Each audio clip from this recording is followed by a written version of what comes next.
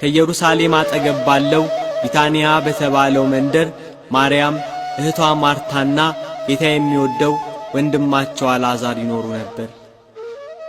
ጌታን በቤታቸው እየተቀበሉ ያስተናግዱት ነበር።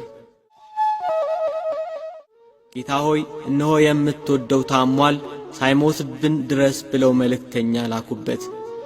ይሄ አልዓዛር ሕመም የእግዚአብሔር ልጅ እርሱን አስነስቶ በጌትነት ይገለጥ ዘንድ ነው እንጂ ለሞት አይደለም ብሎ መልእክተኞቹን መለሳቸው። ጌታችን ኢየሱስ ክርስቶስ መታመሙን ሰምቶ 2 ቀን በነበረበት ስፍራው አለ።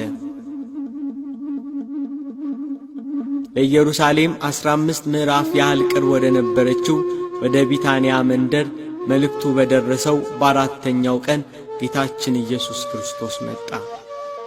አልዓዛር ሞቶ ዘመዶቹና እህቶቹ አልቅሰው ገንዘው ቀብረውት ነበር። ማርታ የኢየሱስ ክርስቶስን የመምጣት ወሬ ስትሰማ ልትቀበለው ወጣች። ጌታ ሆይ አንተ በዚህ ኖረህ ቢሆን ወንድሜ ባልሞተ ነበር አለችው። ድውይ የሚፈውስ እንጂ ሙት የሚያስነሳ አልመሰላትም ነበር። አንቺ አላመንሽም እንጂ ወንድምሽ ይነሳል አላት ኢየሱስ ክርስቶስ። አውቃለሁ በዕለተ ምጽአት ሙታን በሚነሱበት ጊዜ እንዲነሳ አውቃለሁ አለችው። ጌታችን ኢየሱስ ክርስቶስም ትንሣኤና ሕይወት እኔ ነኝ፣ የሚያምንብኝ ቢሞት እንኳን ሕያው ይሆናል አላት።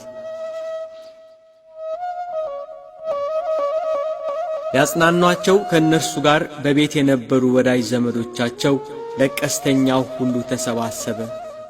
ማርታ ማርያምን ጠራቻት።